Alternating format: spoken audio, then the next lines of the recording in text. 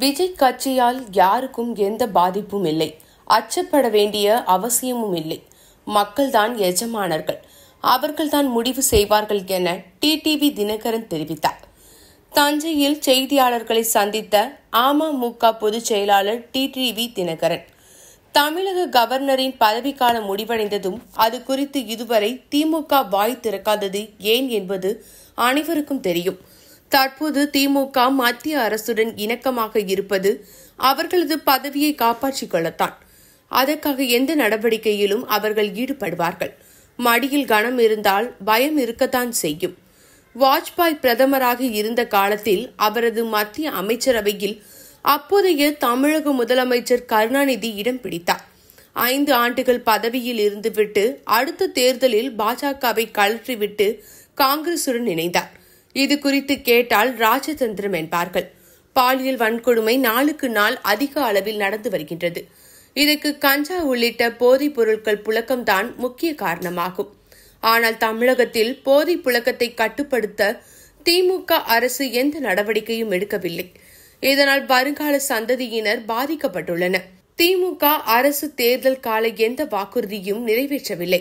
இதனால் தினமும் அரசு ஊழியர்கள் மற்றும் அனைத்து தரப்பு மக்களும் போராட்டத்தில் ஈடுபட்டு வருகின்றார்கள். 2019ஆம் ஆண்டு தமிழகத்தில் பாஜகவுக்கு எதிரான மனநிலை இருந்தது. ஆனால் தற்போது அப்படி ஒன்றுமில்லை.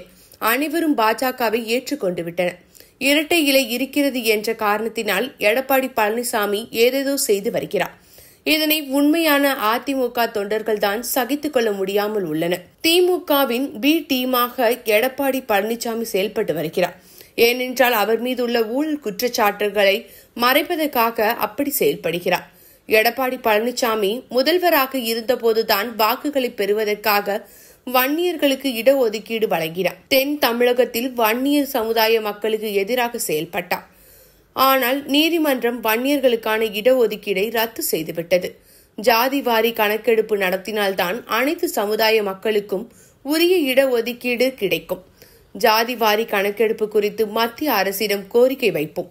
2026 சட்டமன்ற தேர்தலில் தேசிய ஜனநாயக கூட்டணி அமோக வெற்றி பெறும் என்று நம்பிக்கை வைத்துள்ளது என்றார். சமுதாயத்தின் குரல் வலையை நினைக்கிற மாதிரி செயல் இதை முதலமைச்சர் பதவியில ஒட்டிட்டு இருந்தா போதுங்கிறது இல்லாம இதை கடுமையான நடவடிக்கை எடுத்தால்தான் தமிழ்நாடு வருங்கால சமுதாயத்தை நல்ல ஒரு சமுதாயமாக உருவாக்கி சினிமா சுற்றுப்பயணம் மேற்கொண்டிருக்காங்க. அதிமுகவோட ஒன்றிணைக்கக்கூடிய முயற்சி அம்மாவுடைய தொண்டர்கள் ஒன்றிணைந்து எல்லோரும் முயற்சி செய்வது இயற்கை. அதை தாண்டி அதுக்கெல்லாம் பழனிசாமி அவர்கள் தடையாக இருக்கிறப்ப இந்த முயற்சியெல்லாம் எந்த அளவுக்கு பலனா இருக்குன்னு எனக்கு தெரியல. தமிழ்நாடு பொறுத்தவரை பைப்போலாராகவே இருக்காரு. இதர் ஏடிஎம்கே இதர் ADMK let front R DMK let front வருது. தேர்ட் ஃப்ரண்ட்டுக்கு இப்போ ஃபார் எக்ஸாம்பிள் உங்களுக்குள்ள Is there a possibility for a third front interview? Or whether it will be bipolar in 2026 also?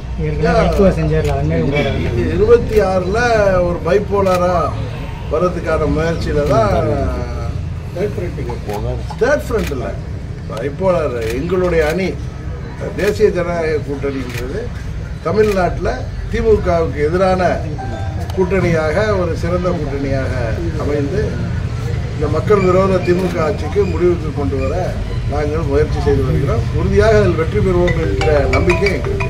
அமைச்சரவை மாற்றம், துணை முதல்வர் ஒரு சர்ச்சை முதல்வருடைய அதிகாரம் மக்கள் ஆட்சி அதிகாரத்தை கொடுத்துருக்காங்க. அதனால் அமைச்சரவை மாற்றமோ அதில் துணை முதல்வர் பதவியா அது முதல்வர் அவர் விருப்பம் அது.